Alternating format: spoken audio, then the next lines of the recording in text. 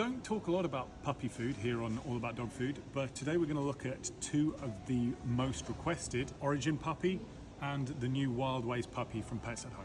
So we have recently done a couple of videos on the Orijen adult range, and pretty much everything that I say there does apply to this one. So if you do want a bit of a more in-depth look, take a look at one of those videos. But just to give you a bit of an overview, it's extruded, which means it's quite heavily processed. But amongst extruded foods, it actually scores highest on the site. And the reason for that, it has a huge amount of meat, 85% meat ingredients, which in the finished product equates to about 70%. They are all named, they all have percentages. It's got a good array of botanicals in there as well, and herbs and vegetables. It does have a couple of things holding back the score. First is that it does contain quite a large amount of legumes. Second is that it doesn't have a huge amount of percentages in the lower half of the ingredients list. And another factor that a lot of our visitors don't really like about it is that it is now owned by Mars, of course. With us, this one scores 85%, so really not bad at all, especially for a dry food. And it'll cost you about £1.07 per day to feed a middle-sized puppy from one of the big bags. Now, we've also covered